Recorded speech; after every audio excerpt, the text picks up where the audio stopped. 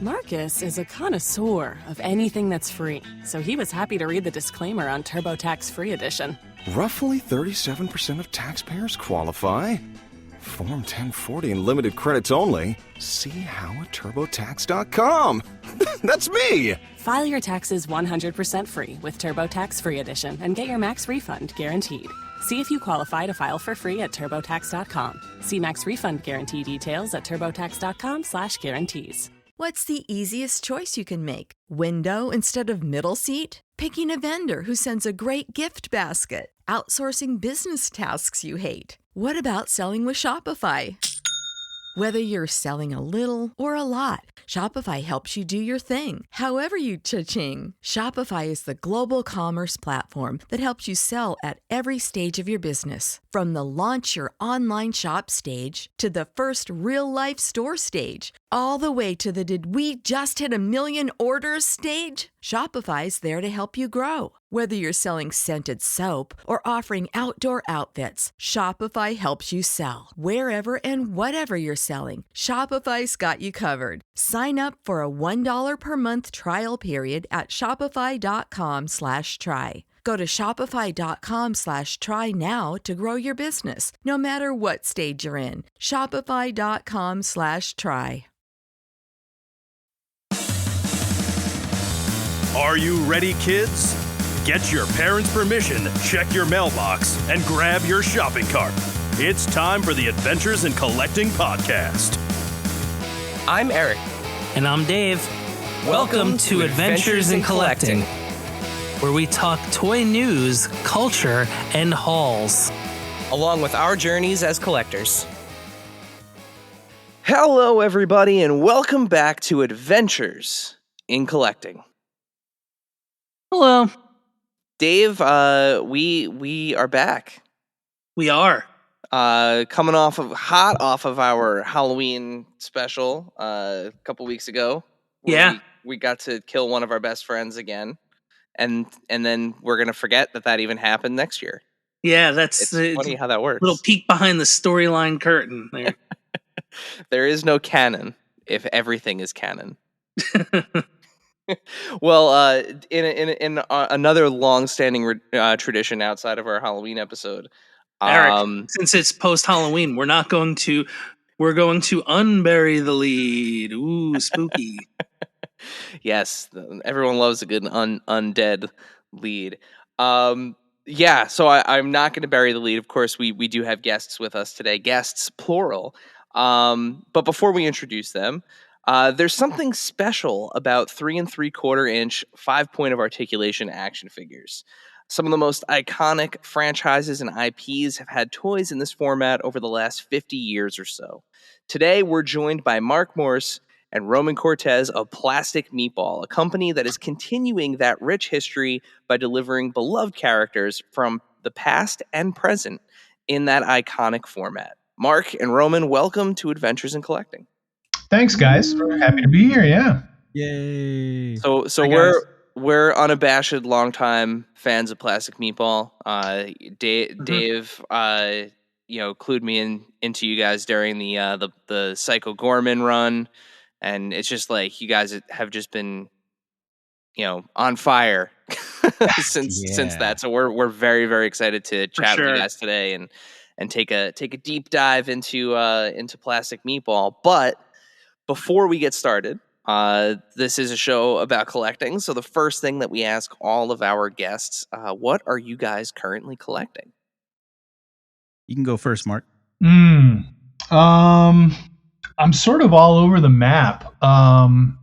Let's see. I think I've been buying a lot of the Eagle Moss Hero Collector ships since they kind of went out of business, and then Master Replicas kind of picked it up, and they've been doing these drops a couple times a week. So I've been into that a little bit, and then for the last couple years I've gotten into vintage movie posters, and more like I love the Italian posters. The artwork was always just so different and would come alive, and it just had a rawness to it. So I've been picking up a lot of 2 panels and stuff like that from auction sites.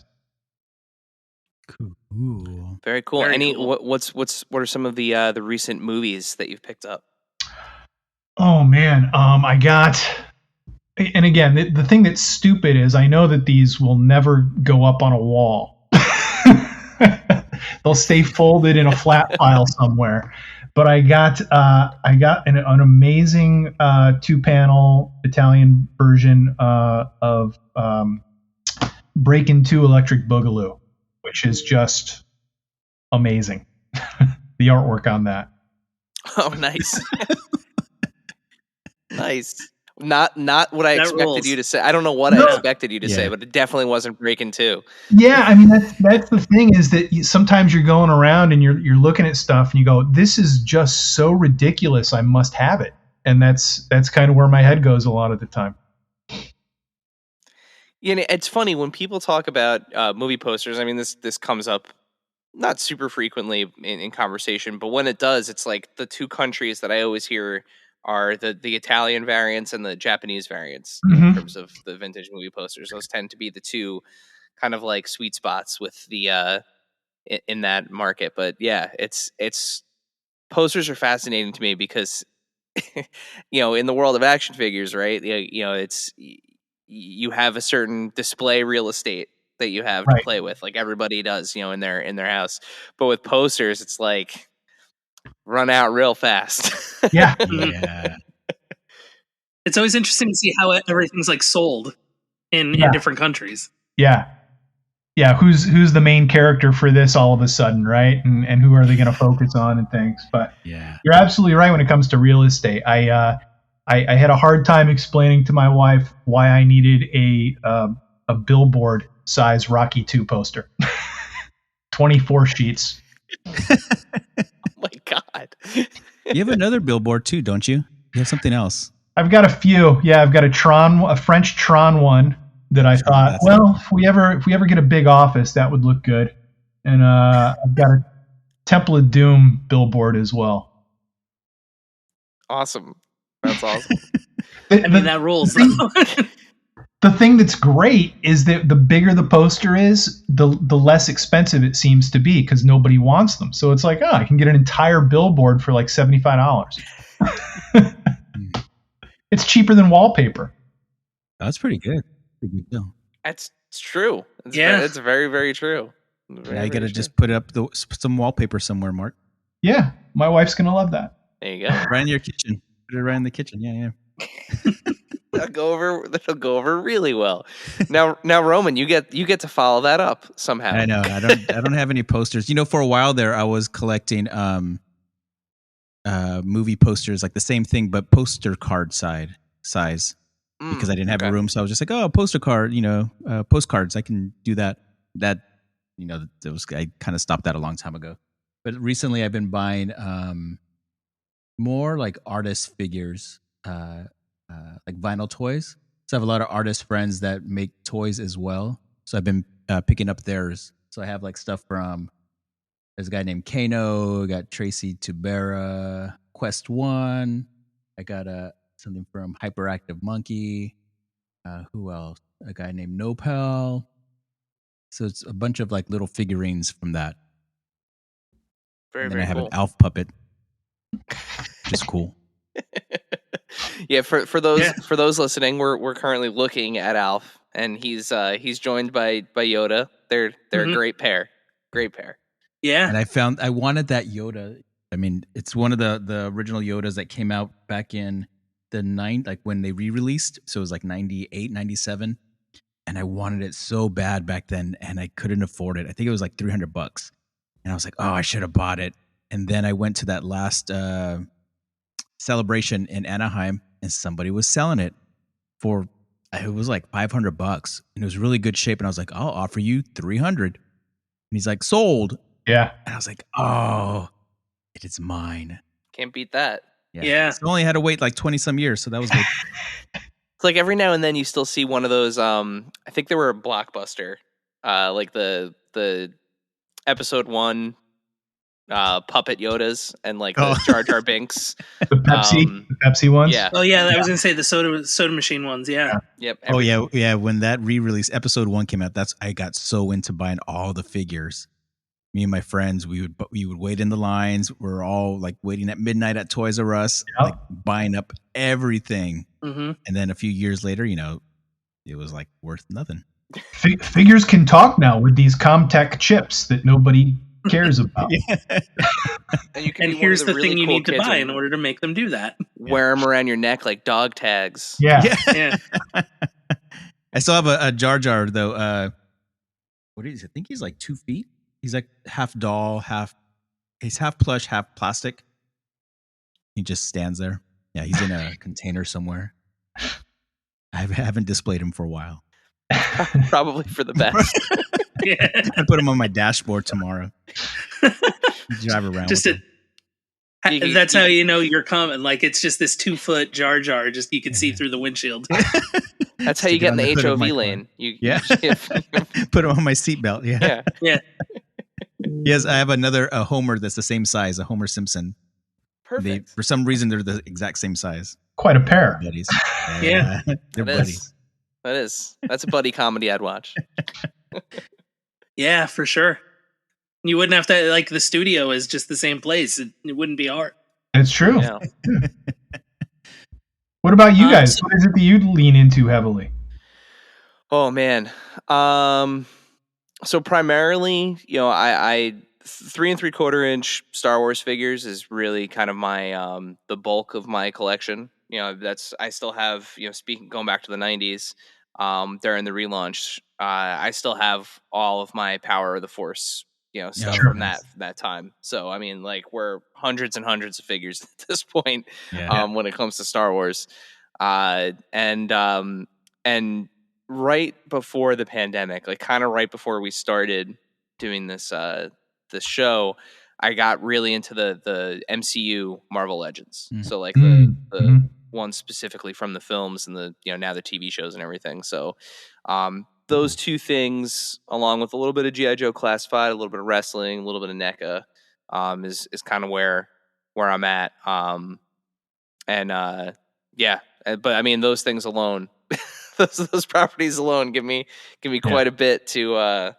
chew into. Some Spider-Verse in your background as well. Yeah. Yep. Yeah. My that's my Into the Spider-Verse shelf, which I count as part of the MCU now.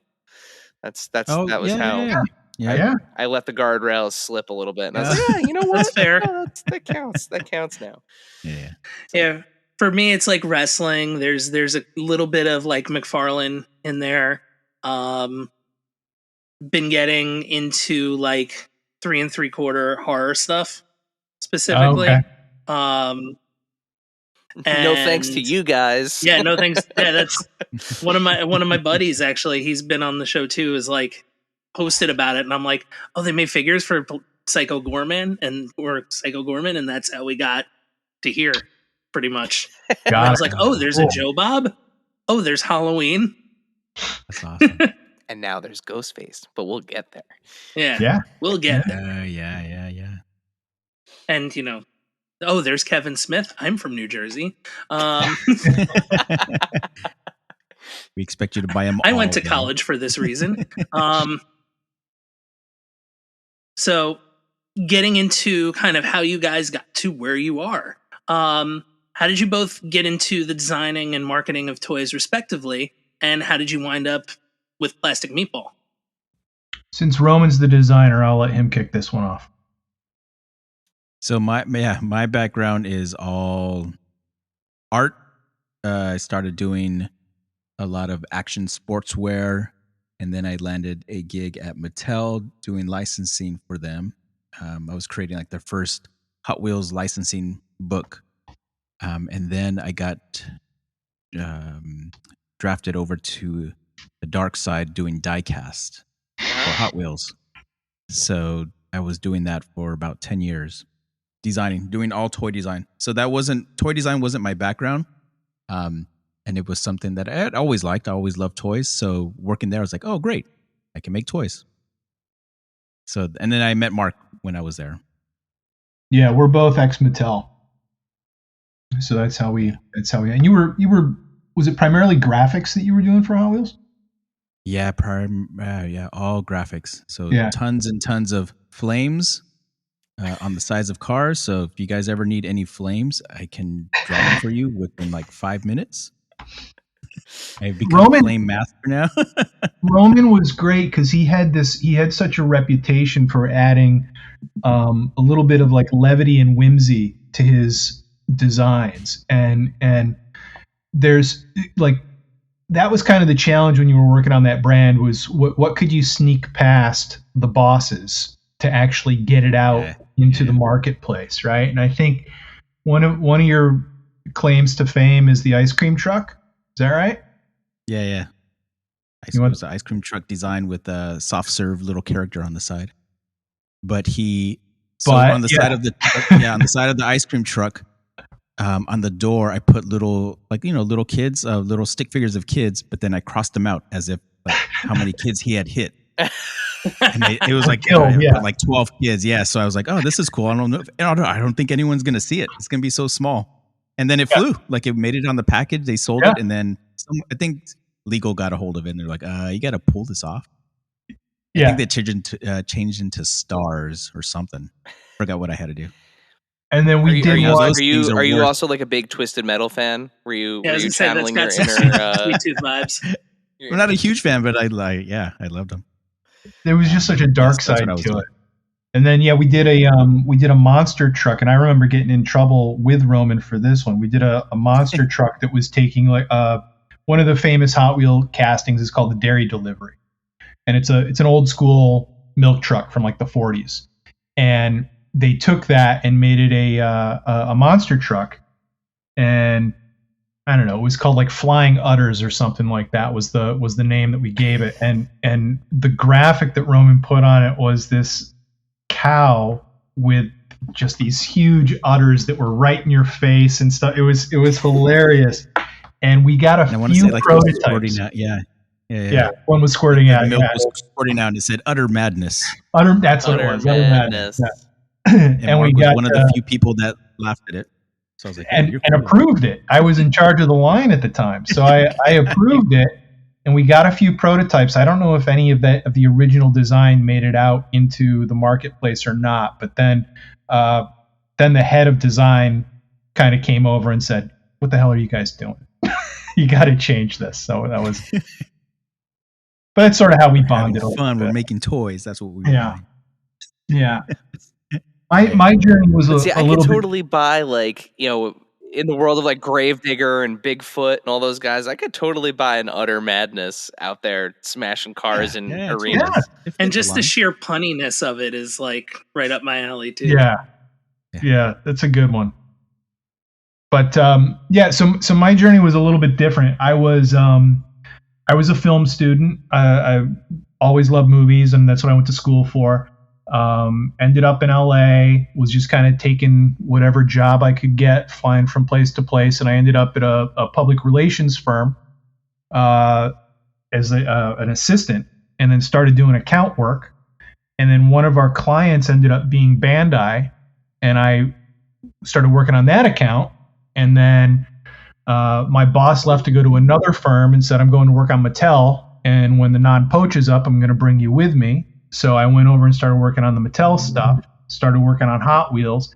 And then at one point, after a couple of programs that were pretty successful, they said, "Hey, you want to join the marketing team?" And I said, "Well, yes, I do." So I went over there and started working on the collector business and monster trucks, and then track and play sets, and eventually basic cars. And I spent a little over a decade there doing He-Man and franchise development and new tech products and all sorts of stuff. It was a really good experience, and met a ton of really talented guys like Roman. And that's what got me into toy. Kind of jumped around from place to place, worked for a few different companies, and then it just kind of got to the point where I was like, you know what, I think maybe we could do this ourselves. And enlisted Roman and a couple other folks, and we just kind of ran with it. It was like, look, do it before we get too old. So where did you guys come up with the name Plastic Meatball for this endeavor? The Mark. Yeah, so I'm always kind of like believing that you need to give deference to where you came from, right? And since we both came from Mattel and some other folks that work on the team came from Mattel, the Mattel logo on the packaging side, we would always refer to it as the meatball. It's that red circle with the spikes coming out of the side, right? So when you'd go into meetings and stuff, it would always be, well, where are you going to put the meatball? There's a huge version of it on the lawn in front of the main building. And oftentimes when there's pictures, it's like, everybody go outside and meet at the meatball. So when we were coming up with a name, it was twofold. One, what's somebody going to remember? What's so ridiculous that you can't forget it? And two, how do we sort of pay homage to where we came from, right? And that's how Plastic Meatball came about. God, I love that so much. Amazing. Yeah, it's so cool. And now I will never unsee that. Like, yep. Well, the other thing too is if you look close, the color scheme is the old Kenner color scheme reversed. So for the that I did pick up on. Yeah. But oh man, I love that so much. Yeah, it's so cool. So speaking of that, that Kenner colorway and the shout to that bygone era, you guys have done, or I shouldn't say bygone era, but now it's like it's back and probably bigger than it's ever been. But Plastic Meatball has done a great job of combining nostalgia with modern properties. What's it like going from working on something like, we had mentioned briefly Psycho Gorman to something as, classic and retro as Labyrinth? I think, like, even though Psycho Gorman is a modern movie, when you watch that film, it doesn't feel like it's taking place in the current time, right? It feels like a 90s flick, really. And that was the approach that we took with that.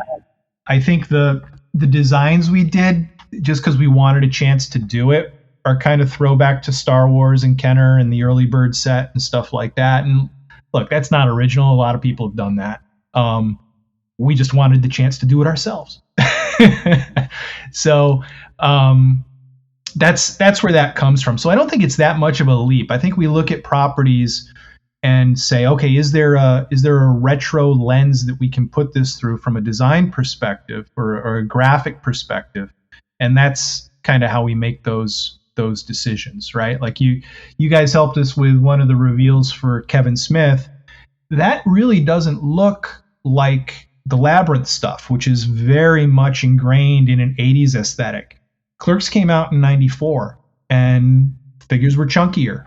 They were a little bit taller, right? It was kind of that muscular time. So that was kind of what we went with for Jay and Silent Bob and some of the View Askew stuff. Yeah, and Roman, I'd be curious to hear, from a design perspective, shifting back and forth between those kind of different aesthetics. Like what's it like getting a chance to kind of take a swing at both of those? I thought it was really cool because before that we were focusing some of our properties that we were trying to get, they were humans. So everything was like a human, like with different clothes. So Psycho Gorman was one of our first ones where it was like space figures. It was like working like on a Star Wars figure. So like, Psycho Gorman's like all like gooey and he has all his texture on it. So it's like, oh, this is fun. Like, now it feels like a whole, like you're working on an action figure. Like, we can do the humans. Like humans aren't that hard. But then once you start diving into that, it's like, oh, it's exciting. And then the white one, I forgot the name. Pandora. Yeah. Like looking on that thing was amazing. The detail, like on the actual suit, and they were sending us detailed photos of what the suit looked like from behind, and it was really fun just trying to capture that like on small scale. So that was a really fresh breath or a breath of fresh air working on that one. I absolutely love the Pandora one. Yeah. The team did a great job on that, and credit too, as Roman was saying, to the production team. Like this was a project that wasn't on our radar. They had seen, I think, the Joe Bob stuff, and it was, I think, the Raven banner that was going to release the DVD reached out and said, hey, could you do a figure that we can pack in with the DVD when we release it. And we're like, well, tell us about the movie. And we actually talked to Steve Kostansky, and he and I spent, about 45 minutes just talking about old Full Moon Films properties from Charles Band and stuff from back in the day, and geeking out over like our video store backgrounds and stuff like that. And it was like, this is a match made in heaven right here. We're speaking the same language. And they really encouraged us to lean into sort of this out of time type of approach to the products. And the crazier we got with stuff, which was, hey, there's a restaurant that they're in.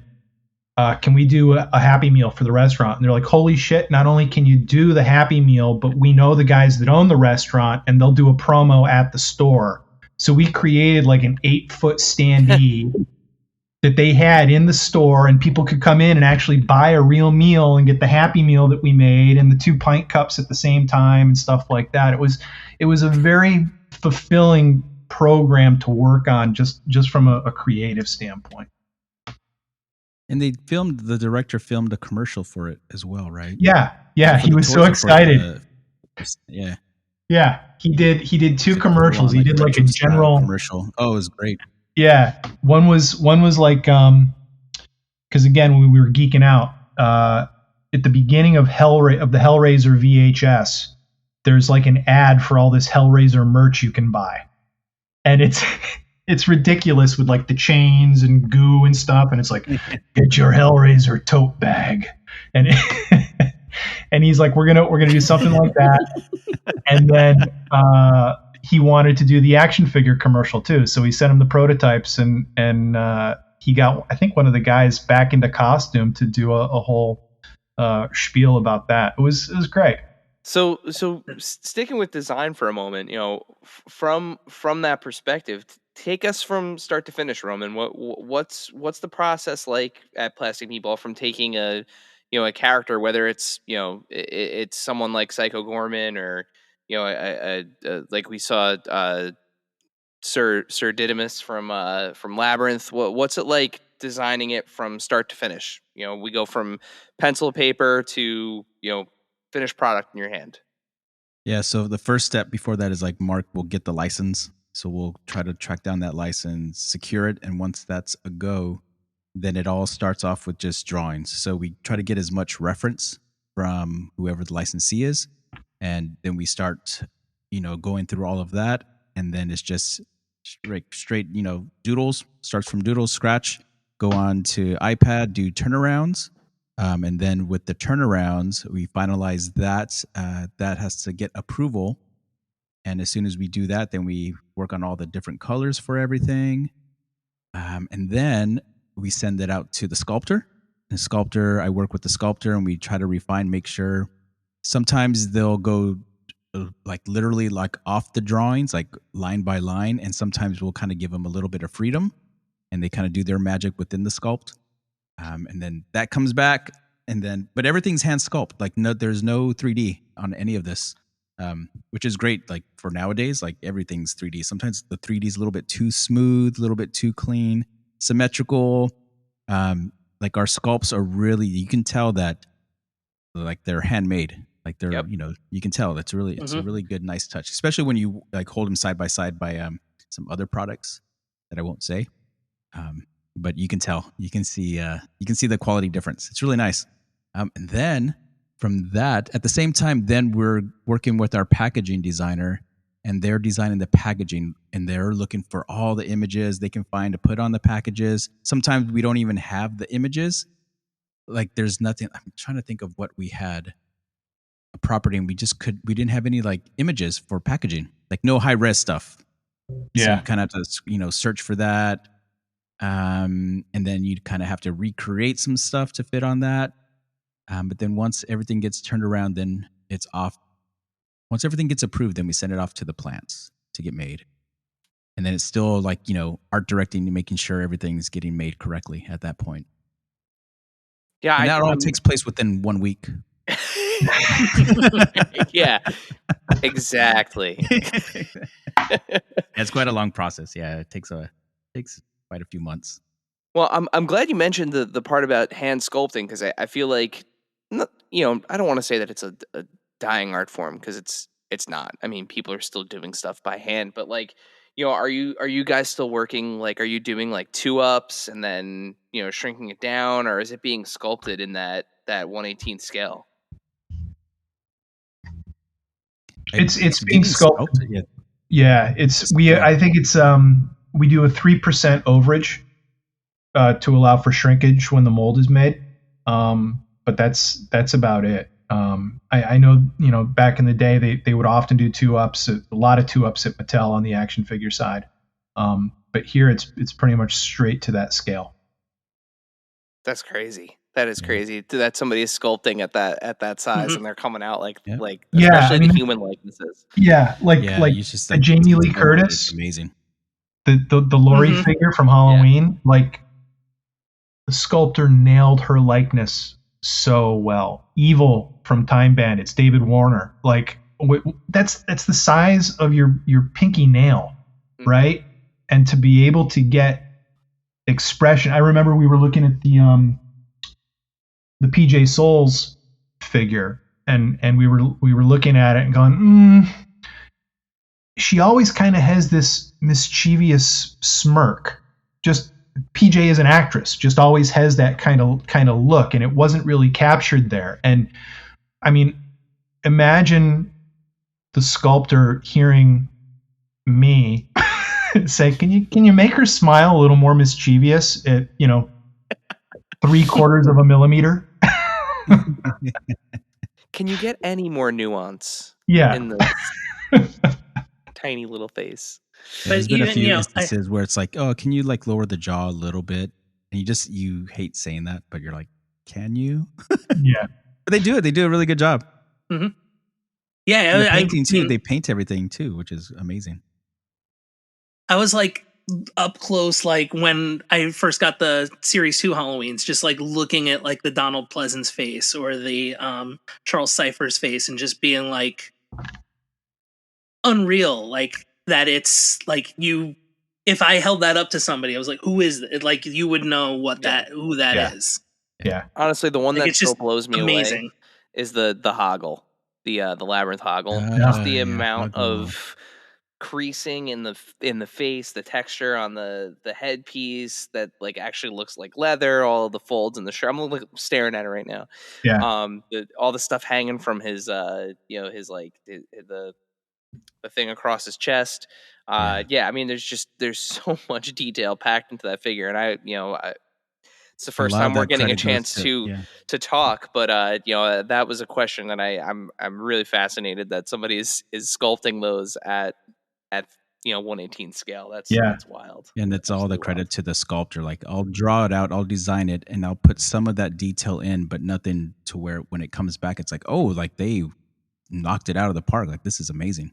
Yeah, and that hand sculpted look is part of the charm of it too. Yeah, like definitely. It's just they're art pieces, right? At the end of the day, and I shouldn't take it personally, but when we post some of this stuff up on Instagram and it's like, looks like crap, I want detail, and it's like, you guys don't understand. Like, this isn't.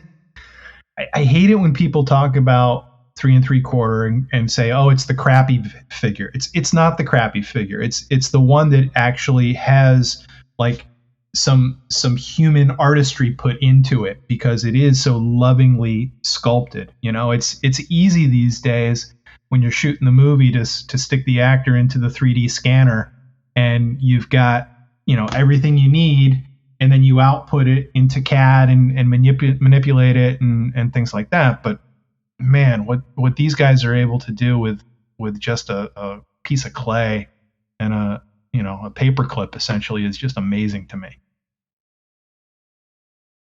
Yeah, and I mean, that's I like to think that because of the pervasiveness of the 3 3/4-inch 5 point of articulation figure format, that classic figure format, like obviously it speaks to us, all present here because of our ages and the types of figures we initially played with when we were kids.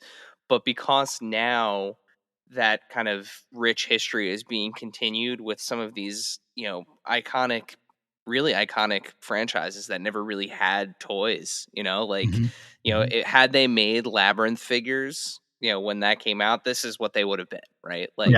In that time period. We not too long ago, well, actually it's probably been about a year. We had Tim Clark on the show of Boglins, and he was showing us prototypes that never got made from the Dark Crystal, and it's like those figures were in that style, right? And can you imagine some of those alien, some of those more like alien like creatures and stuff in that format? So it's great to see that tradition continue with not only these new properties, but going back and saying, what if, this is what could have been. Now enjoy it now, all these years later. That it's great to hear you say that, because that's really the whole mission behind the company. It really is wish fulfillment and seeing like, what if we could live in an alternate past, right? Let me make that Christmas morning that you wished you had when you were 8 years old. Let's make it come true now. And I always say the best compliment we can get is if a casual fan sees our stuff and goes, "Oh, I didn't know they made this back then." Like, got a few of those. That's what we're shooting for. DesignerCon, yeah. He's like, "Oh, is this like an old one? Like, is this a vintage?" Like, no, we made this. Like, what? Yeah. I got an email the other day from somebody that wanted to know if the Labyrinth figures were reproductions, and I was like, no, but thank you. And now, a word from our sponsors. I'm getting vaccinated with Prevnar 20, a Pfizer vaccine. So am I, because I'm at risk for pneumococcal pneumonia. If you're 19 or older with chronic conditions like asthma, diabetes, COPD, or heart disease, or are 65 or older, you are at increased risk for pneumococcal pneumonia. Ask your doctor or pharmacist about Prevnar 20, pneumococcal 20-valent conjugate vaccine. It can help protect you against pneumococcal pneumonia in just one dose. Even if you've already been vaccinated with other pneumonia vaccines, Prevnar 20 may help provide added protection. Prevnar 20 is approved for adults to help prevent infections from 20 strains of the bacteria that cause pneumococcal pneumonia. Continued approval may depend on a supportive study. Don't get Prevnar 20 if you've had a severe allergic reaction to the vaccine or its ingredients. Adults with weakened immune systems may have a lower response to the vaccine. Side effects include pain and swelling at the injection site, fatigue, headache, muscle, and joint pain. For full prescribing information, please call 1-855-213-2138 or visit Prevnar20.com. This segment is brought to you by our friends at Chubsy Wubsy Toys. A traditional mom-and-pop toy store in Little Falls, New Jersey, Chubsy Wubsy Toys brings you the best new toys from the brands you love without the hassle of pounding the pavement searching for them at larger retail stores. Visit them in person at their brand new home at 101 Newark Pompton Turnpike, Suite 1 in Little Falls, New Jersey, or online at chubsywubsy.com. That's CHUBZYWUBZZY.com. And tell them Adventures in Collecting sent you. Did you know that CGC Video Games now offers cleaning services for your favorite collectibles? Make your collectibles look good as new and give them that extra life in our crystal clear holders. With professional cleaning for sealed, complete in box, and cartridge-only games, maximize the potential of your collection. Submit today at cgcgrading.com. That's cgcgrading.com.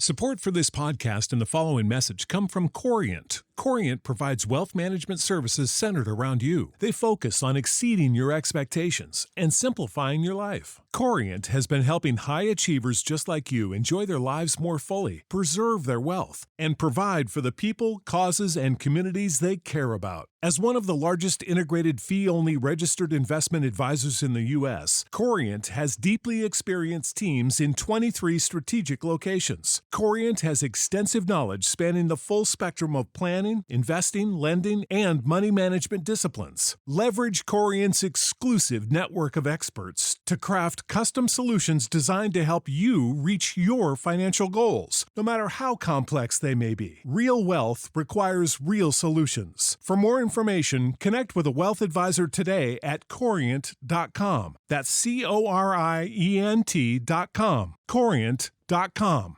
And now, back to the show. We talked about, film school before, and as a late 90s film school kid from New Jersey, it was super exciting for us to be able to help out with the reveal of the upcoming Mubi Esk-Universe figure, joining Jay and Silent Bob in the line, of course, with a character base as deep as the one Kevin Smith has created for the Esk-Universe. What led to the picks for Wave 1, and can we expect to see more characters and even something like a black and white variant in like a Clerk style for the future? Yeah, I think anything's possible. We've still got some reveals that we haven't shared yet, and we're not revealing everything. We want to have some surprises.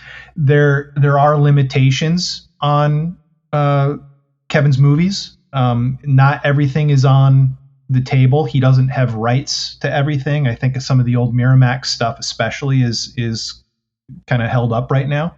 But that said, there are a number of characters, well-known characters beyond Jay and Silent Bob, beyond Mubi, that he does have rights to. And I think one of the reasons that he made Clerks 3, and in Clerks 3 essentially made Clerks, is so that he can have rights to the movie within a movie, right? Which opens up the world for us a little bit more, which is great. Yeah, and being a huge Kevin Smith fan, I mean, that's what got me into movies too. It's like, he can make this movie, what year was that? 97? 96? 94. 94, yeah. Clerks was I remember seeing it and I was like, if he can do it, I can do this. So it was like, there was a big turning point, wanting to become a filmmaker because of him. And I even have this picture. I built this one of his first figures came out. I forgot who made it, but I built this little diorama. I got the figures. I built this little diorama, had his comic books in the background. And then he had a signing at somewhere in Burbank.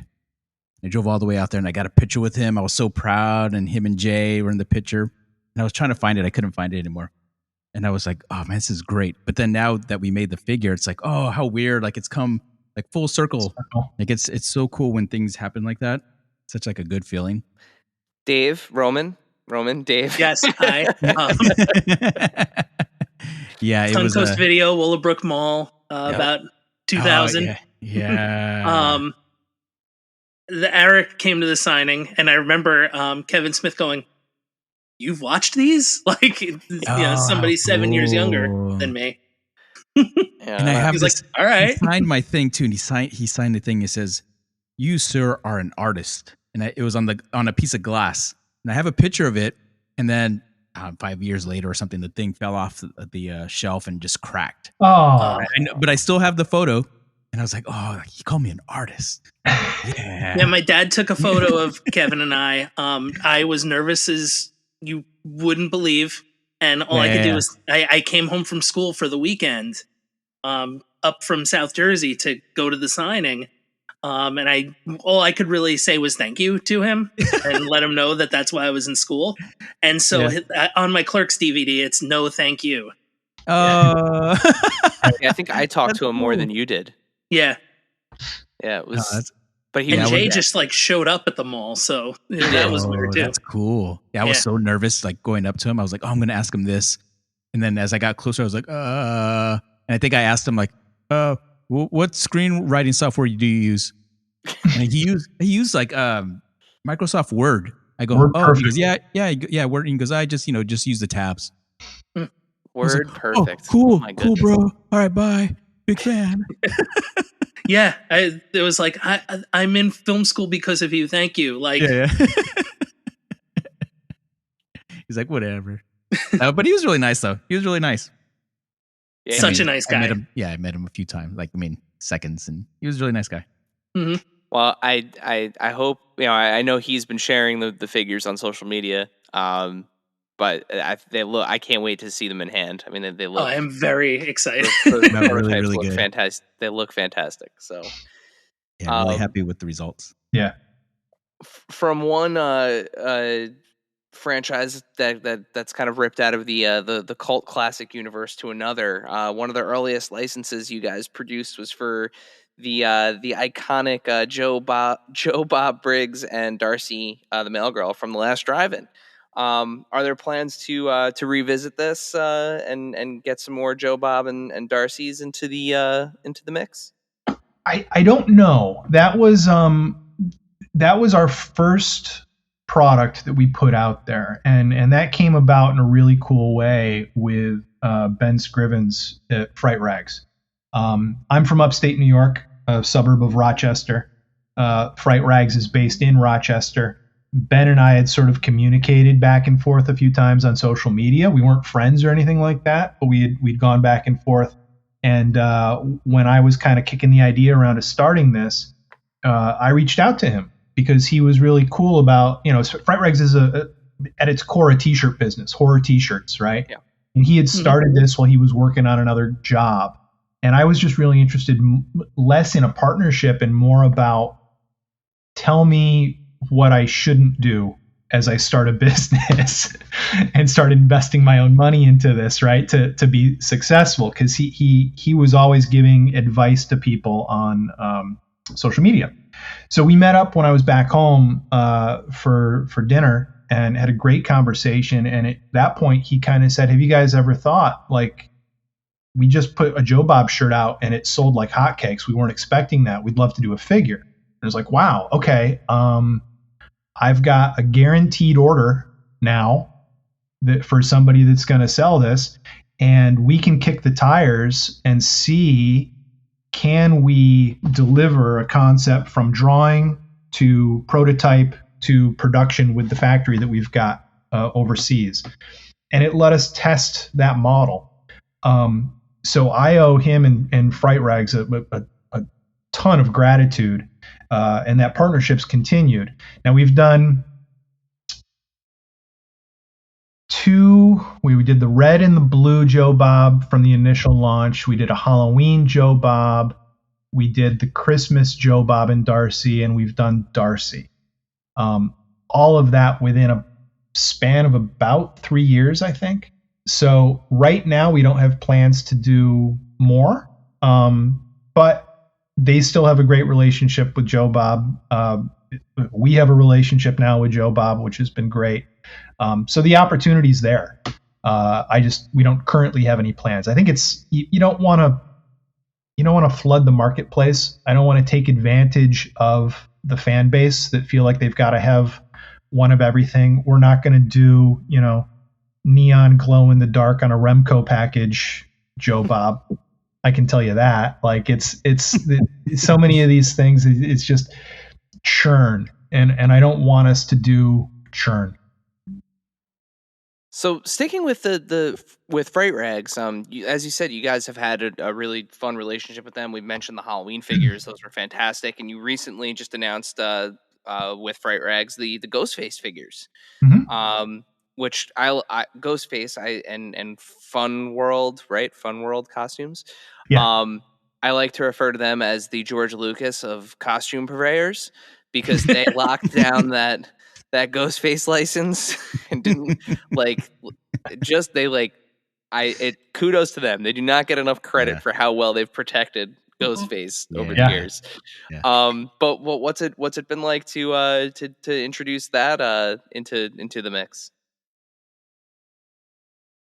Fun project. It's like the Ghostface has become so iconic. Quite honestly, I don't know if was Scream first or was the mask first. Like for Scream, did they just use the Ghostface mask, and that's why Fun World can lock that down? Yeah. I think that's the case. Yeah. The mask came out first. Yep. Yeah. So they licensed the costume. That's why we always like to make the joke that when MTV did the Scream TV show, they didn't For the want first season, they had to make something new. Yeah, they had to make their own. The killer wore a different costume because they didn't want to shell out for the mask. Oh, that's right. That's amazing. I forgot about that. That's awesome. And then the subsequent seasons, they were like, "All right, fine." Yeah.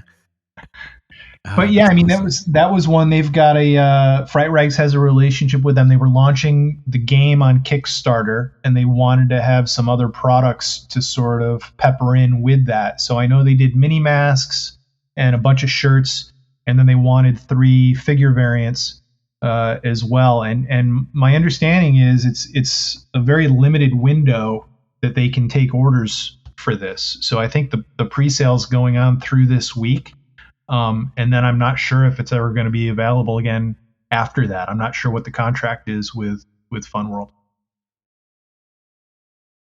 Well, very cool. I mean, they look awesome. Again, that's one of those things where that costume has kind of transcended the annual Spirit Halloween pop-ups and is something that's relevant all year round. And oh yeah, will forever be. Yeah, and all the different variations of the masks too, like the devil one and the like the like rotten zombie looking one. Yeah, and those are the 3. It's the normal, the kind of aged, and the devil. Yeah, that's correct. Yep. I think next year will be the clown face that they're doing. Oh no, I don't know. The clown makeup. Put a red nose on him. Hey, you know what? Yeah, keep reinventing. Just keep evolving. Possibilities are endless. So we've talked about the classic scale, the 3 3/4 scale. All of the releases thus far have been in that scale. Are there any plans to expand beyond that? We do have some larger ones. Yeah. Go ahead, Roman. Emmett Otter. He's coming out. Should be available by December, January, right, Mark? God, I hope so. Yeah.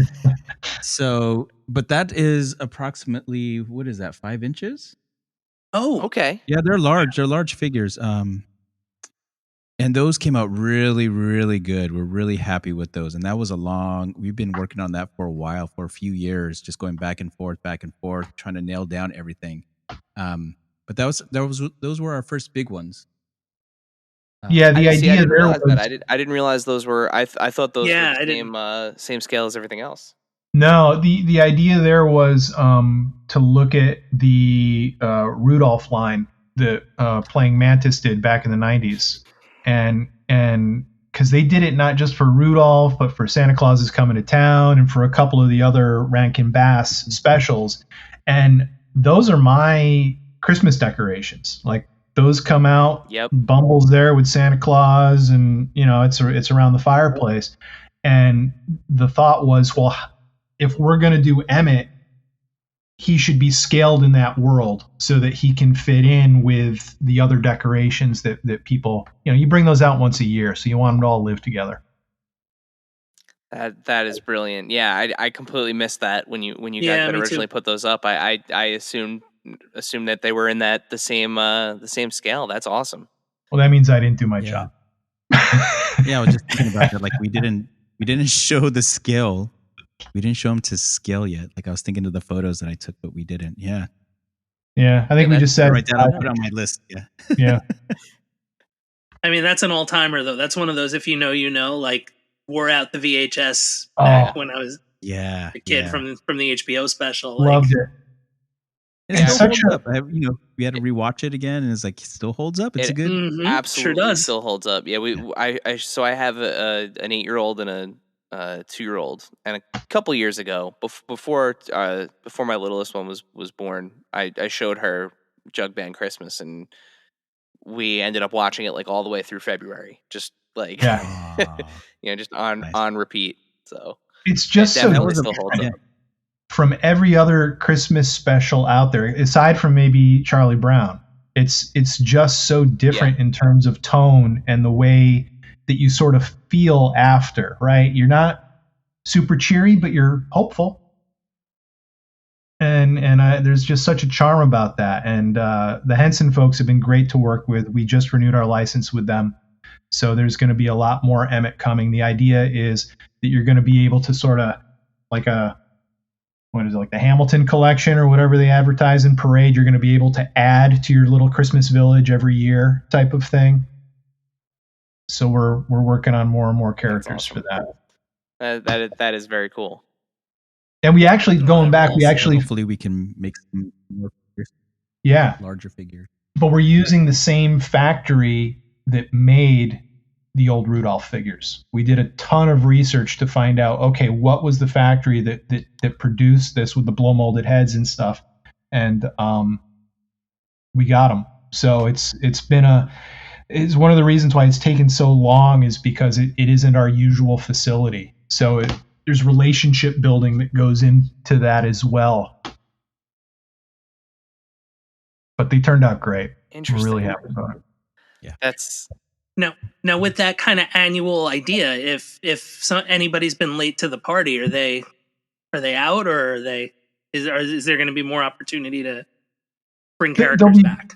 There'll be more opportunity. I think, what we pre-sold last year, and I thank everyone that jumped on that because I hate pre-sales. I think you should have the confidence in your product to produce what you think should be produced and put it into the marketplace and sell through. Don't make people wait.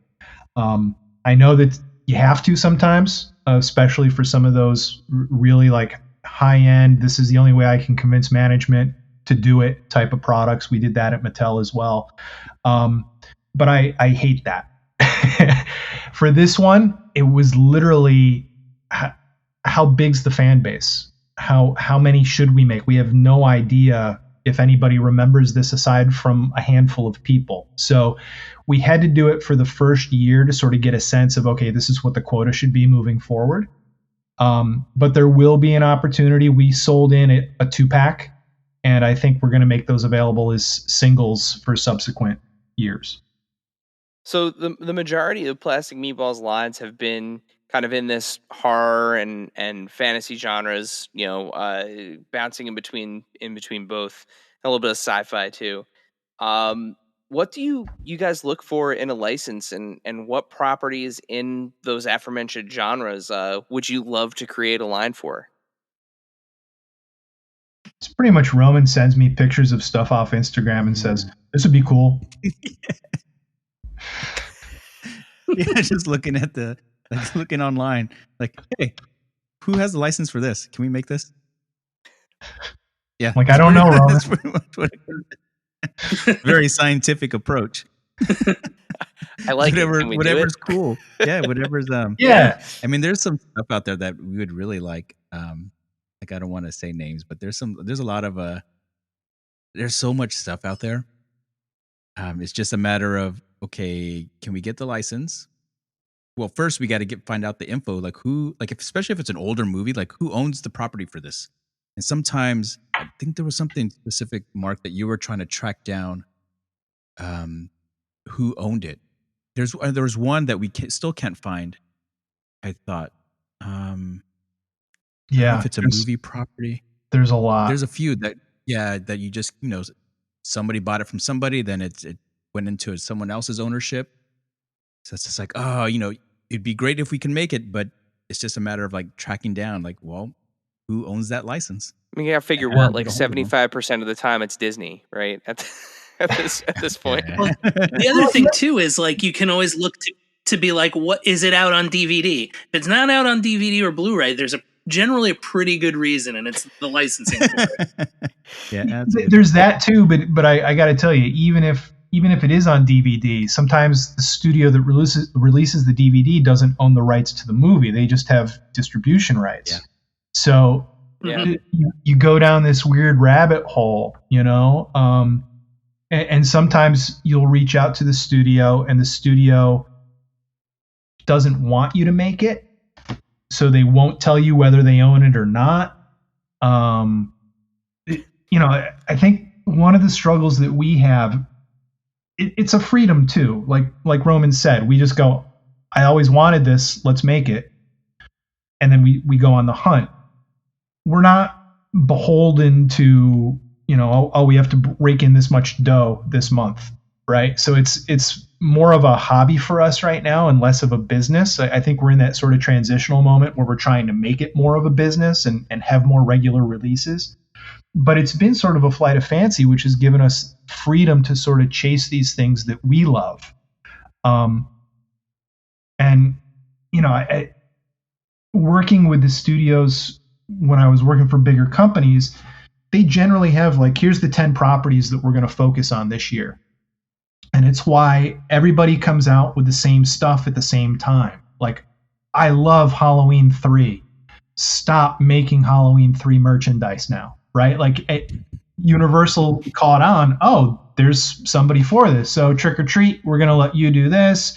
And NECA, you're going to do this. And you guys, you're going to do this. And suddenly there's just, how many versions of those Trick or Treaters do I need, right? Like, it's crazy. So we don't ever want to get caught up in that. We want to be the company that's making the stuff that you can't find anywhere else, you know? And that's challenging. The other thing too is you've got lawyers that are going like, I've got to justify the time it's going to take to put a contract together so that you guys can make a line of products for The Last Dragon. I'm not going to do that. I don't have that time. And then Roman, you know, weeps a little bit because he likes to dance to the rhythm of the night. Yeah, it's like, why not? It's a no-brainer, you lawyers. All right, so tell us then about, because you know obviously there's licenses I'm sure that you guys are either working on or have not announced yet. So like obviously we don't want to talk about that, but like let's talk about some. I mean, we want to talk about that, but we can't. Something like Labyrinth or Emmett Otter, like we mentioned, like how like. Tell us about that process. Like, how did that go? Like, you know, you decided like, I want to make a Jareth figure. like what? Like, and at that point, you know that's Jim Henson. So, you know, how did that process start for you? The actor is no longer with us. Like, there's. I'll let Mark answer that, but I don't know, who did we get first? Did we get Labyrinth or Emmett? We got them at the same time. They're both Henson. So it was. I think we pursued them for, because Labyrinth has been done in a more detailed way. So we were going after Emmett, and then while talking to them, they threw out, "Well, what about Labyrinth?" And we're like, "Yeah." Tell me more. I mean, we've been really lucky with some of this stuff. You know, like I said, the Psycho Gorman came to us. Kevin Smith's people came to us. I think putting out a few really good quality products with solid marketing and programs behind them have caught the eye of people. And, you know, they have approached us. At the same time, you know, Roman and I went to Licensing Expo, which is a show that happens once a year in Vegas, where everybody comes and, you know, tries to sign up new deals. And we went there and nobody knew what Plastic Meatball was. It was tough to get meetings, but we did get meetings. I mean, quite honestly, I think we were relying on our relationships from our past lives to sort of open those doors a little bit, which was great. But we met with Tatsunoko, Battle of the Planets, when we were there. Nothing happened, but we stayed in touch. And every 6 months, just ping. Hey, hope you're doing. Yeah, the guy's name was Kaz. Hey, Kaz, hope you're doing well. Blah blah blah blah blah. Oh, hey, yeah, love what you guys are doing. And you kind of, you just keep knocking on doors. You know, you hear that for tons of different industries. And we got Battle of the Planets, and you know, I know everybody's like, when's it coming? When's it coming? It's coming. We're sculpting it right now. But it's just a lot of determination and a lot of like not giving up. You know, there's one studio that we've been working on for 4.5 years. We got a draft contract a year ago. There needed to be some changes to the language. I'm still waiting for the revision. And that, folks, is what we call red tape. But it's baby steps, and you just don't give up. Well, it's really cool to watch, and we didn't even talk about the cereal mascots. Jeez. No. Those are great too. Also amazing. And that was another thing that we just went up. That was random. Just, hey, what are you guys doing? We at the licensing show. We just approached them, and this is what we do. We do here's our info. Hey, call us if you guys need anything. We'll reach out. And then I think you got a call, Mark, right? They reached out to you. Yeah, about a month later, they hey, I got your business card. Did we talk at the show? Yes, we did. Here's what we talked about. Great, let's do it. Okay. Yeah, so some of them are just that out. easy. Yeah, and then others are 4.5, 5 years of relationship building. Just like life. Just like life. So speaking of questions and answers, this next section was supposed to be our follower Q&A, but our conversation actually answered 2 of the 3 Q&A questions already. So we'll shout out the folks that asked those questions. But Dave, can you please remind our listeners how do they submit questions for our Q&A segments on this show? Yeah, so we have those social medias, and you'll occasionally see on the old Instagram that we're going to announce a new episode and that a guest is coming on. And it'll be in a story, and it'll say, do you have a question for this example, for Mark and Roman from Plastic Meatball? And then you can click on that box and send us a question. And the best way to find out when that's going to happen, you hit that subscribe button or that follow button. And if you're listening to this on YouTube, you hit that follow button as well. Just smash that follow button. Smash it. And then hit that thumbs up and leave a comment. Let us know what you like. And hit that bell, because that's when you're going to find out when there's a new video or an unboxing or an episode. Leave reviews. Let us know. Algorithms.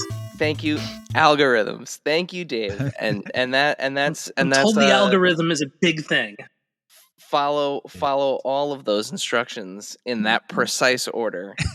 If you can parse those instructions, make sure to follow them.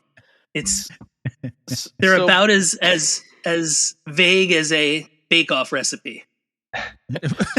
But not stodgy. They're not stodgy. No. And listen, if you follow them all in order, bottoms here. Listen, you follow them all in order, and the next time you see Dave in person, the Paul Hollywood handshake is nothing compared to the Dave Weinbrecht handshake. Just throwing it out there. I thought you were going to say we had to smash Dave. No, please don't. I'm fragile. Yeah, he's liable to break, guys. All right, so it's happened far too much. We had 3 questions planned for this Q&A, and like I mentioned, 2 of them were already answered. So at Mile High Ground on Instagram, awesome account, by the way, huge advocate for 3 3/4 inch figures. He wanted to know what the scope of the View Askew Universe license was, and we already answered that. And then at Jay Matagic on Instagram, we'll go. That's with right. Just wanted an update on the Emmett Otter figures, which we also tackled. So that leaves us with one additional question here from our followers. Dave, do you want to do this one? Why don't you do this one? All right. At Remco Monster on Instagram asks, can we expect to see any more releases in your Time Bandits line? Mark? Well, look, I was going to let you go. I was going to let you go. Yes. Yeah. Yes. They are sculpted right now, and just doing the final touches on the next 4, and sending those over to the licensor for approval. So that's where we are with that, and I think we're up for renegotiation on that license as well, which we expect to renew. That would be the only thing I think that stops us, is if our license doesn't get renewed, but our relationship with them has been very, very good. So, in a sort of related note, Monty Python figures would be really cool too. Just throwing that out there. Right. That'd be really, really cool. There are other movies that have been made in that universe too, by the way. Yeah, but are you talking movies or are you talking flying circus? I mean, because there's so many ways you could go. So many, yeah. Exactly. Yes. Some movies that are out there just like Time Bandits too. Yeah. Yes. Yes. You lost just, me. Just yes. Just yes. Oh, I was saying certain adventures of a certain baron. Oh, okay. In the Gilliam realm. Yeah. Oh, yeah. I wasn't even thinking that. But yeah, that one. That I would love that. That's probably my favorite movie of his. It's such a great adult fairy tale, but I don't like. The great thing about Time Bandits is it's independently owned. Yeah. One of the studios has that. I think it's with Sony right now. And that complicates things. It does. They're quite a big company. All right, so that was probably the shortest Q&A section we've ever had on one of these episodes, but we got all the questions answered. We did it. We were very time aware. So this brings us, before we let you guys go, this brings us to our final question. Yes. And I think this is going to be, we plow through with this every time, not knowing whether our guests are going to understand the reference or not. But I think this is going to be one of those few times where like everybody's in on this. I think everybody's going to be in on this. Dave, would you like to fulfill your role as this podcast's James Lipton and ask our final question? Why, yes, I would. The final question that we ask all of our guests: what is your strangest and or favorite piece in your collection? It can be one of each, or it can be both. Want me to go first, Mark? Yeah, go for it. I have my, I don't know if it's strangest, but it's a very peculiar piece. It's a vinyl toy. It's about 8 inches. It was done by a fellow named what's his name? Spencer Davis. Spencer Davis made this line called Booty Babes, and they were all like these voluptuous like figurines. But he came out with this one, and it was hollow. It's made hollow, like a brown tint with a little like yellow cap. So it looks kind of like a Mrs. Buttersworth. Oh, figure. That's awesome. Yeah, but it's a very voluptuous Mrs. Butterworth, and she's in a little provocative pose. So it's a provocative syrup bottle. Yeah, love it. But it's done really, and there's a little top on it. You can unscrew it and screw it off. It's not filled with anything, but so that's one of my weirdest ones. And then one of my favorites I just recently bought was, it's called Adventure. What was it called, Mark? Adventure People. Yeah, the old Fisher Price Adventure People. Yeah. Oh, so yeah. 1977. It comes. There's 2 little action figures. It comes with a Jeep, a tent, and a kayak. And I bought it on eBay because I had it as a kid, and I took that little Jeep and figures to the beach, and I was playing with it. And during their adventures, I was making tunnels and making the little action figures go in the tunnels. And at some point, the sand swallowed them up, and I have no clue where they went. And so when we were leaving, they're like my parents were like, "Hey, we got to go." I was like, "I got to get my figures. Like, where are they at?" Like, "No, we got to go." So I was traumatized by leaving those 2 action figures behind. But luckily, I just recently bought them, and I'm full again. My spirit has been redeemed. Hey, listen, there is a family of dolphins that have been handing down those Adventure People as dolphin family heirlooms for decades. You made baby dolphins and generations of dolphins really happy by leaving those in the sand. Or I was gonna say somebody got buried up to their neck one day, and they were like, "What is this?" Yeah. That's really what happened to Ted Danson. in In Creepshow. They were just the adventure people were waiting in the sand. Right? In Creepshow. Oh man, forgot about that. That's awesome, and it continues the running theme of people losing childhood toys they love in the water. Wasn't it Toy Farce was on, and Raphael got washed away in France on him? I think so. Yeah. Yeah, and Left- reclaiming Yeah, lost toys. He left Raphael near a river, and a river in France took him away. Oh no, God, that's even worse. Yeah, yeah. It's So, but Mark, it's so. what about you? Well, I don't have a lot of things, like so much of what we're about is that sort of reclaiming lost childhood or the childhood you wished you'd had type of thing. And I still have all the toys I had when I was a kid. I was an only child, and so I didn't have brothers to break them. I had a mother and a father that were collectors, and we would spend our weekends going to flea markets and antique shows.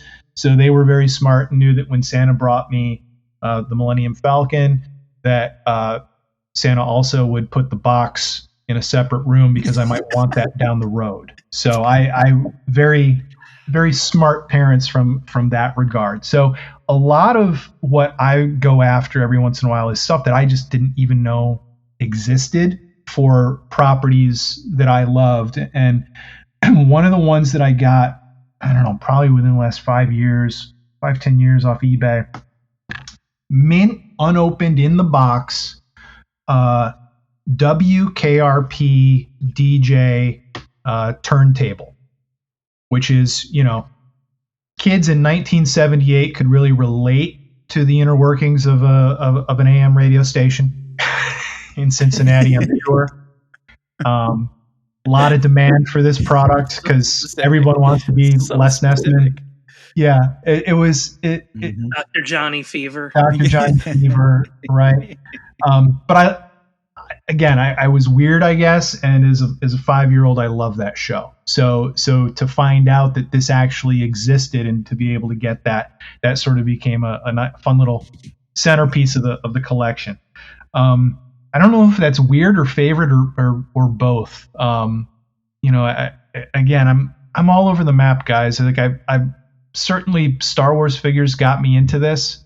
But then it's like, wow, look at how ridiculous some of these rack toys are. And I need some Simon and Simon walkie-talkies. Rack toys, man. There's a great book that catalogs the rack toys. Awesome. Yeah. I think there's like 2 volumes of it out now.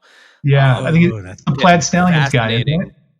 Yes. Yeah, Plaid Stallions. Yep. Fascinating corner of the toy world. Rack toys. Yeah, so I like digging into that. In theory, like the Breakin' 2 poster can count too. So, or like the Rocky 2 billboard. Yeah. So there you go, guys.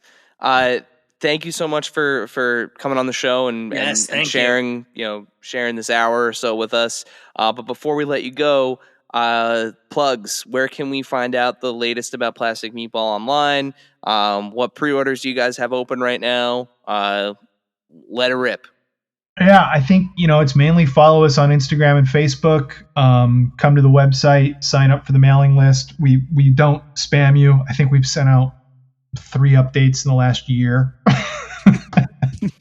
We'll get better, I promise. But it's just right now we're so focused on making this stuff that we're not doing the best at promoting it, I suppose. So, follow us on Facebook and Instagram, I think is the main thing. Pre-orders, we don't have any up. I think the next thing we've got, Labyrinth is live right now. Time Bandits is live. Kellogg's is live. There's still a little bit of the Psycho Gorman stuff back for the holidays, so people can get that if they haven't gotten it. I don't know anything. Oh, we've got some Flash Gordon stuff coming out that people should look for, which is pretty cool. Awesome. Based on the 1980 movie, we're doing a set of 4 fast food collectible drinking glasses. And this is completely in the Burger King style, so much so that I'm drinking out of one right now. The Empire Strikes Back glasses. Nice. The shape of that glass is so unique. And I went down a rabbit hole and found out who produced this glass back in 1981. It was the Libby Corporation, and they no longer make that model anymore, and they wouldn't make it for us. So we found a factory that would, and we've replicated this glass. It's only taken 2 years, and we've got a fantastic artist that did very sort of tongue-in-cheek illustrations, that collage style of, Princess Aura being tortured by boar worms and stuff like that. So they're So good. they're really good. They're really well done. Yeah, really nice. So those will be here in time for the holidays. And then on top of that, there's a ton of stuff still that's in the works. I was just going through like all my turnaround drawings. I was like, oh, there's a lot of work that we've done that we can't announce yet. But there's a lot coming out. Yeah, we have a lot. Do you want to announce one? Is there one we want to announce? Is there one? Oh, a little end of show exclusive reveal. Yeah. For those that followed the journey for an hour and 16 minutes, a little reward. Yeah, we'll give them something. Let's see. One of the things that we're going to be doing, and we just signed this as we re-upped with King Features Syndicate, is relating back to those Flash Gordon glasses. We're going to be doing Flash Gordon figures, but maybe not what people expect. Again, going back to our roots, Mattel did a line of Flash Gordon figures for the animated series back in the 70s, and they produced 3 waves of action figures, and we're going to be producing wave 4.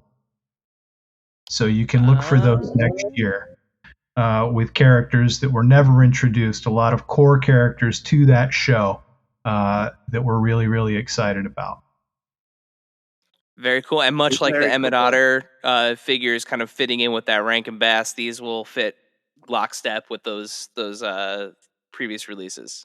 Right down to the card art. Amazing. Oh, that's so cool. Very, very cool. We can't wait to see what those what you guys have in store for that. Mark, Roman, thank you guys so much for spending the evening with us. We'll put links in the description so that way people can follow everything that's going on with Plastic Meatball. Just with a click or a tap. Thank you guys so much for being here with us. Of course, it was a pleasure. Yeah, this was fun. Thanks, guys. Dave, send us home.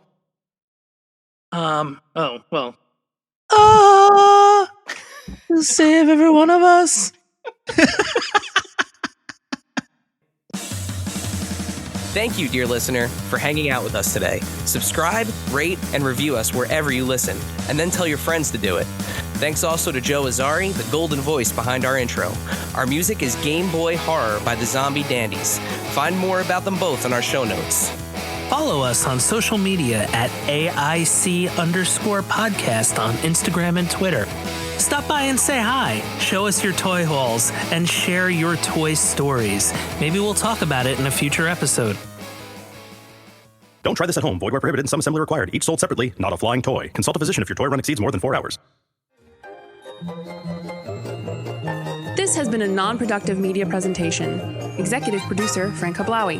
This program and many others like it on the Non-Productive Network is distributed under a Creative Commons Attribution Non-Commercial No Derivatives license. Please share it, but ask before trying to change it or sell it. For more information, visit non-productive.com.